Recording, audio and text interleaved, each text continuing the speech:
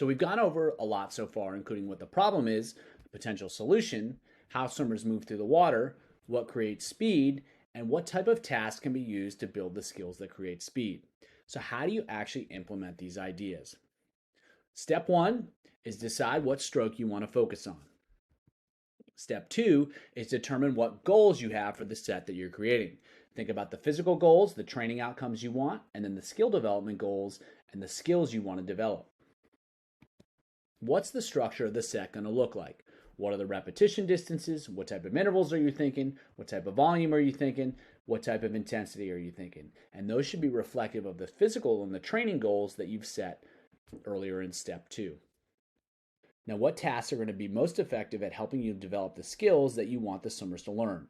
So is it going to be full stroke swimming? Is it going to be drills? And if so, what drills are you going to include? What outcomes are you going to focus on and expect the swimmers to try to achieve? Are you going to focus on stroke count? Are you going to focus on kick count? Are you going to focus on stroke rate or kick rate? Are you going to focus on speed? Having clear outcomes is going to help steer the learning process. Step 6 is about training aids. Are you going to include any? If so, which ones? And most importantly, why? You should have a strong answer as to why each training aid is used and how it supports the swimming skills you're trying to develop. Step 7 is design the set and just go. You've got all the information you need, you just need to put it into practice. Then, step 8 is assess to make sure that what you've designed is in alignment with your goals. Step 9 is to actually do the set and adjust as you go. So if the set's kind of going off the rails in a way that you didn't expect, you may need to make an adjustment in the moment to get things back on track. So if there's some small issues that come up, just simply note them and then make adjustments in the future whenever you repeat a similar set. So here's a practical example that we'll go through. So the stroke is going to be breaststroke. The physical goal is going to be leg fitness, and then this technical goal is going to be distance per kick. The structure of the set is going to be a combination of longer and shorter distances, and the specific tasks we're going to use is kicking in different positions, including extra kicks during breaststroke swimming, and then full stroke breaststroke swimming.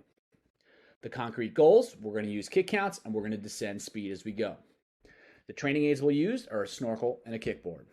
So here's what it looks like. Each round's going to have a 200, 450s, and a 50. So the 200 is always breaststroke kick. It's always negative split at the same kick count. The first round, you're going to go kick with a snorkel and no kickboard. The second round's with a kickboard and a snorkel. And the third round is with a kickboard only.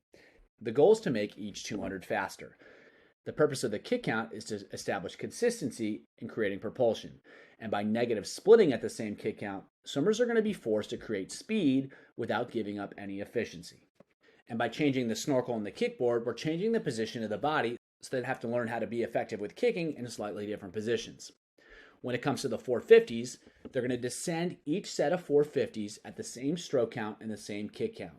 And by round, they're going to go 4 kicks, 1 pull, and then 3 kicks, 1 pull in the first set, 3 kicks, 1 pull, and then 2 kicks, 1 pull in the second set, and then 2 kicks, 1 pull, and then swim on the final set.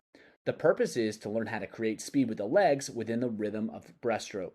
And also, they're going to have to be really good with their alignment and their timing in order to get the most out of each stroke and each kick. At the end of each round, they're going to kind of put it all together, and they're going to go a 50 breaststroke swim. That's strong effort, and they're going to take the same number of strokes each time they repeat that. And the goal is to go faster each time. Throughout this set, there's a real premium on being efficient with each kick and getting the most out of each kick as they go. So they're learning how to create propulsion with the legs and training the physical qualities of the legs. They're learning how to do this in isolation with the kicking, and then also during the drills and the full stroke swimming. So you're going to get a lot of skill development, a lot of leg work, so that you're going to accomplish both of the goals of training the legs and developing the skill of breaststroke kicking and timing within the rhythm of the stroke. It's one example of how to create a set that both trains and teaches using all of the ideas that we've discussed so far. So I hope you found all the information valuable and that you found this specific example to be really useful in illustrating how to apply these concepts so that you can help swimmers improve their swimming and you can improve your experience as a coach. So using these ideas, give it a shot and write a set that trains and teaches. And if you could, send that set my way so I can learn what you're doing to help your swimmers improve.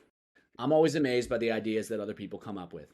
And if there's anything I can do for you, feel free to reach out. Best of luck with your coaching.